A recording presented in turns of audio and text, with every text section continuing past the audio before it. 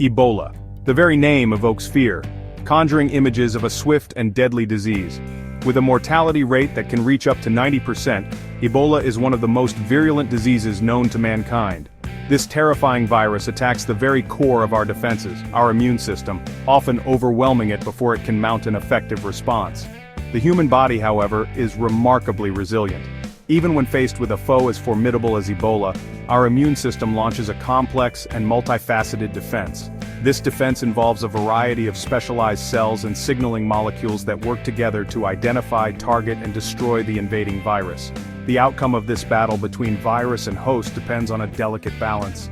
Factors such as the strength of the individual's immune system, the speed of diagnosis and treatment, and the availability of supportive care all play a crucial role in determining survival. Understanding how Ebola attacks the body and how our immune system fights back is crucial to developing effective treatments and containing outbreaks. This knowledge empowers us to combat this deadly disease and protect global health. Ebola virus, a name that sends chills down our spines, is a member of the Filoviridae family. This family of viruses is known for causing severe hemorrhagic fever in humans and other primates. Ebola is a single-stranded RNA virus, meaning its genetic material is encoded in RNA rather than DNA. 5 distinct species of Ebola virus have been identified: Zaire, Sudan, Bundibugyo, Thai forest, and Reston. The Zaire species is the most lethal, and has been responsible for the majority of large outbreaks. Ebola virus is a zoonotic disease, meaning it can be transmitted from animals to humans. While the natural reservoir of the virus is still debated, fruit bats are considered the most likely suspect. Once the virus jumps from bats to other animals or humans, it spreads through human-to-human transmission. Understanding the nature of this virus is crucial to developing effective vaccines and treatments.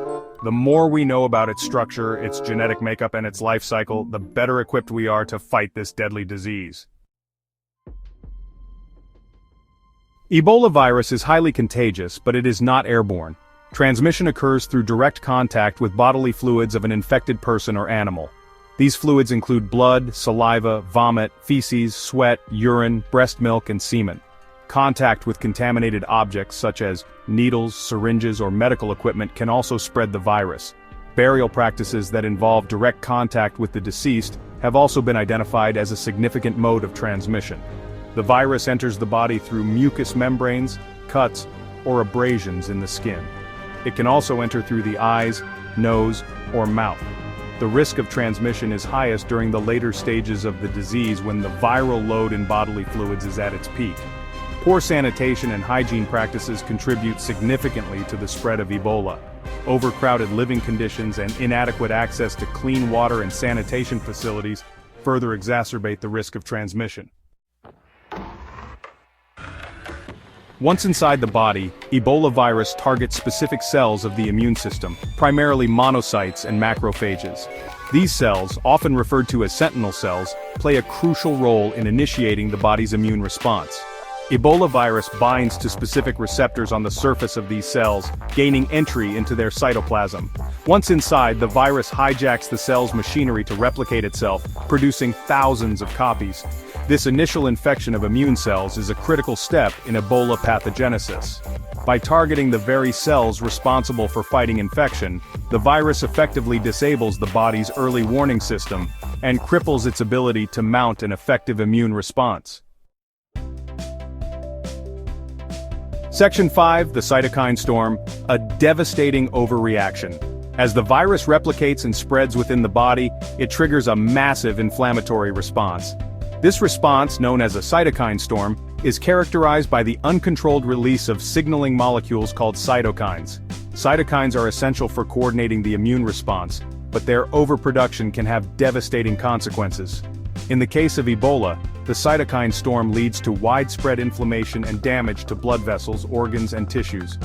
This uncontrolled inflammation is a major contributor to the severe symptoms associated with Ebola, including fever, headache, muscle pain, vomiting, diarrhea, and internal bleeding. The cytokine storm can also lead to organ failure and septic shock, ultimately resulting in death. Section 6, hemorrhagic fever, Ebola's gruesome hallmark. One of the most terrifying aspects of Ebola virus disease is its ability to cause hemorrhagic fever. Hemorrhage or bleeding occurs when the virus disrupts the body's natural clotting mechanisms. Ebola virus infects and destroys platelets, small blood cells responsible for forming blood clots. It also interferes with the production of clotting factors, proteins essential for the coagulation cascade. As a result of these disruptions, patients with severe Ebola often experience internal and external bleeding. Bleeding may occur from the gums, nose, eyes, and gastrointestinal tract. Internal bleeding can lead to organ damage and failure. The hemorrhagic manifestations of Ebola contribute significantly to its high mortality rate. Controlling bleeding and supporting the body's clotting mechanisms are crucial aspects of Ebola treatment. Section 7. Fighting back. The immune system's response. Despite its aggressive nature and the challenges it poses, the human immune system does not surrender to Ebola without a fight. Both the innate and adaptive branches of the immune system mount a response against the virus. The innate immune response is the body's first line of defense. Natural killer cells, a type of white blood cell, play a crucial role in this early response. NK cells recognize and destroy infected cells, limiting viral replication. The adaptive immune response, which takes longer to develop, is more specific and targeted.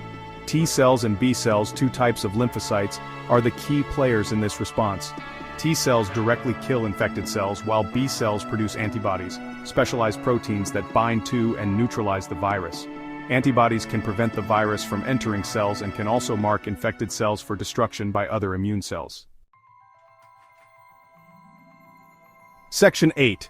Turning the tide. Treatments and vaccines. While there is no cure for Ebola virus disease, significant progress has been made in developing effective treatments and vaccines. These advancements offer hope for controlling outbreaks and saving lives.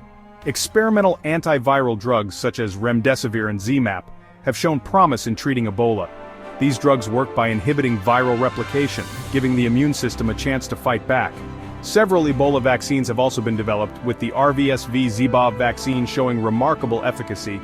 This vaccine, which uses a weakened version of a different virus to deliver Ebola virus proteins, has been shown to be highly effective in preventing Ebola infection. The development and deployment of effective treatments and vaccines are crucial for containing outbreaks and reducing the global impact of this deadly disease. Section 9. Beyond cure. Supportive care in Ebola management. While treatments and vaccines are essential weapons in the fight against Ebola, supportive care remains a cornerstone of management. Providing patients with the best possible care can significantly improve their chances of survival. Supportive care for Ebola patients includes maintaining fluid and electrolyte balance, providing nutritional support, managing fever and pain, and addressing any complications that may arise. Intravenous fluids and electrolytes are crucial for replacing fluids lost through vomiting and diarrhea. Nutritional support, either through oral intake or intravenous feeding, is essential for maintaining strength and supporting the immune system. Managing fever and pain is important for patient comfort and can also help reduce inflammation. Addressing complications, such as bleeding disorders and organ failure, requires specialized medical care. Section 10. Global impact. Ebola's deadly reach. Ebola virus has emerged from the depths of Central African rainforest on multiple occasions, leaving a trail of devastation in its wake. The 2014 to 2016 West Africa Ebola outbreak, the largest and deadliest to date, served as a stark reminder of the virus's ability to spread rapidly and overwhelm healthcare systems. The outbreak, which primarily affected Guinea, Liberia, and Sierra Leone, infected over 28,000 people and claimed over 11,000 lives. The epidemic had a profound impact on these countries, crippling their economies, weakening their healthcare systems, and leaving behind a legacy of fear and mistrust. The 2014 to 2016 outbreak highlighted the global interconnectedness of infectious diseases and the importance of international cooperation in responding to outbreaks. It also underscored the need for robust public health infrastructure, particularly in resource-limited settings. Section 11. Lessons learned strengthening global health security. The Ebola virus has taught us invaluable lessons about global health security. The 2014 to 2016 West Africa outbreak spurred a global call to action. Early detection and rapid response are critical. Timely identification and effective contact tracing are essential. Strengthening healthcare systems is paramount. Investing in infrastructure, training, and supplies is crucial. Global cooperation and collaboration are indispensable. Sharing information and supporting affected countries is vital. The Ebola virus has tested our resilience and taught us invaluable lessons. By heeding these lessons, we can safeguard global health.